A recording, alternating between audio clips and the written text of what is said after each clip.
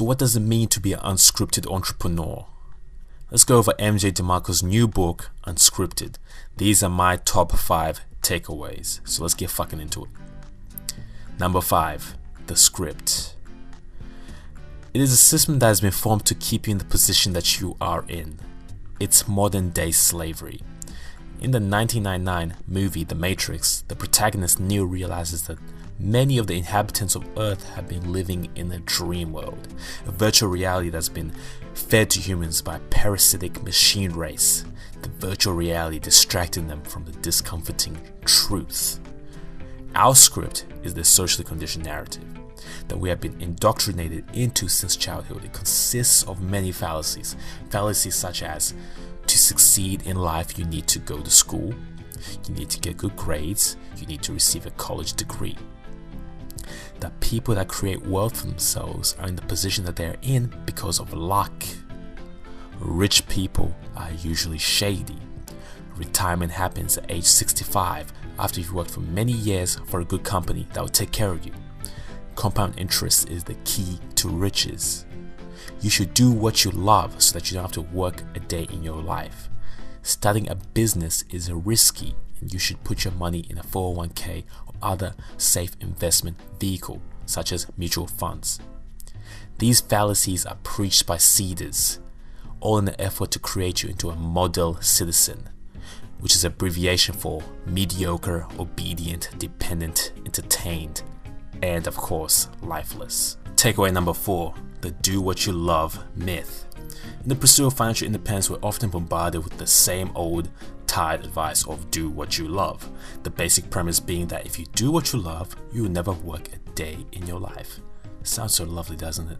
The problem with this notion is that doing what you love pays no fucking attention to what the market needs. It instead focuses on your own selfish desires. Just because you love going to the gym doesn't mean that you should be a personal trainer. It doesn't mean that you should start the 1000th YouTube fitness channel and attempt to get rich. Just because you like playing Call of Duty doesn't mean you should start a fucking YouTube vlog gamer channel. There's already too many of those. Just because you like Hello Kittens doesn't mean you should make another blog that's saturating the internet. The market does not revolve around what you love or what you want. The market is selfish. It's a selfish beast. It only cares about one thing, and that is what it needs. Similar concept was talked about in the E-Myth Revisited. Just because you know how to do something doesn't mean you should revolve your business around that thing. The skills needed to make your famous apple pie recipe are not the skills needed to run an apple pie business. They're two completely different things. Running a business, being an entrepreneur, is a different skill set to doing the activity that you like to do. And there's also another side to this coin. If you start doing what you love as a business venture, you might end up hating what you initially loved. This happens in many cases. Do what you love is a myth that is propagated by many of the gurus. Understand that there is a difference between do what you love and putting in love into your work.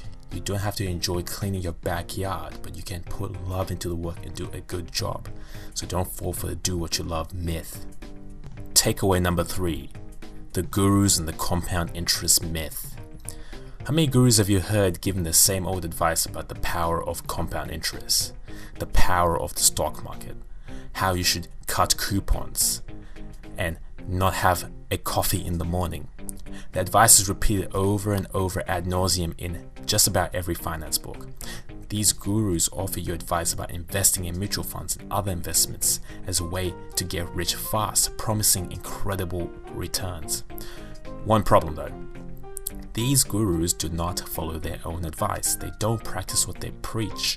The truth of the matter is that the investment vehicles do not usually create explosive growth unless you're dealing with large volumes. Compound interest works well when you already have a large principal to work with, not your pennies. These gurus make their money from their books that they sell, their expensive cinemas and their retreats they run. They're not making their fortune from stock market. They're making their fortune from charging clients thousands of dollars to learn about the stock market. The market can't be predicted, but these gurus would have you believe that you can beat it. The secret can be yours once you sign up to their email list and buy their new DVD course. They won't tell you about the inflation rates or the threat of financial recessions. No way, no fucking way. That shit will scare you away. Instead, they will tell you the same story about how if you bought stocks in Coca-Cola back in the early 1900s, you will be able to enjoy millions of dollars right now. Yes, at the age of 100 and something, you can finally bowl like Dan Bilzerian. Doesn't that sound great? Let's put our faith in these gurus. Or not. Takeaway 2. Value cheats. There is a new breed of entrepreneurs that has plagued the market. The new breed is in it to make a quick buck by any means necessary. These fakerpreneurs are the ones that try and cheat value. Entrepreneurship is fundamentally based on providing value and solving problems. These guys will try to provide the least amount of value possible, all while trying to receive the most amount of money possible. These are the guys that run affiliate links to dodgy products all through their pages. These are the guys that try to use dodgy black hat SEO tactics to get traffic to their pages. These are the guys that spam Kindle with crappy copy pasta ebooks and try to upsell you on their VIP courses. As soon as the trend dies, they die. They hop from blogging to Kindle ebooks to Shopify to dropshipping to whatever's popping at the moment. It's all about trends. Ultimately, value cheats don't stay long in business. You can only cheat value for too long before you have to face the consequences. Ask Peter Sage. Entrepreneurs offer real value in exchange for monetary gains. They offer value by solving problems. Problems are often solved in one or two ways.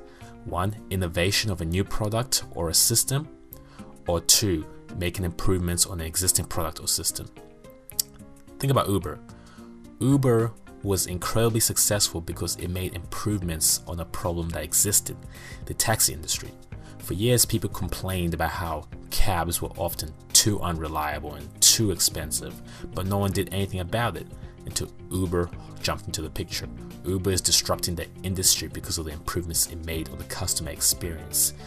They are a typical example of a successful entrepreneurship venture, just making improvements when people ask for them. Innovation is creating something entirely new, something new to the market, entering a blue ocean in which you can create a monopoly. You can check out the Blue Ocean Strategy book about this. It goes into more detail. A good example of entrepreneurship innovation is streaming services such as Spotify and Apple Music that are now gaining immense popularity. It's far easier to improve an existing problem over creating something entirely new. So if you want to make a product and be an entrepreneur, look for existing problems that are there and what improvements you can make on the products or the systems that are currently in use. Takeaway number 1, and perhaps the most important takeaway from the book, is the process versus the event. Entrepreneurship, not just entrepreneurship, many successful ventures consist of many processes that go unheard by the masses. The script would have you believe that things happen due to sudden events.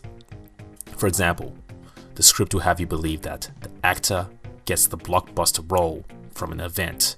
Some college kid invents the biggest social media site on planet Earth from an event.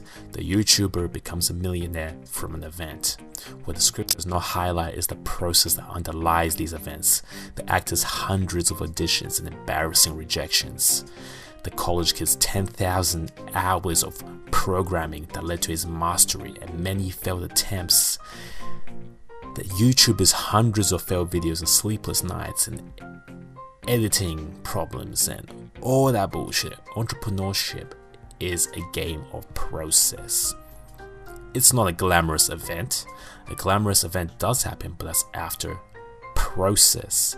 Instead is a life in the trenches. Entrepreneurship is not easy. You must be willing to constantly work on your vision, all while embracing the fact that you might not get rewarded instantly.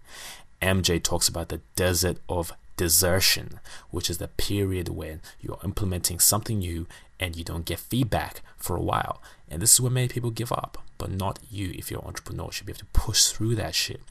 There is no instant gratification. This is a long-term game. Most people won't be successful entrepreneurs because it requires you to go against your fundamental human nature. It requires you to be formless, like water, as Bruce Lee said. There are no clear-cut blueprints. There are no simple step-by-step guides to follow.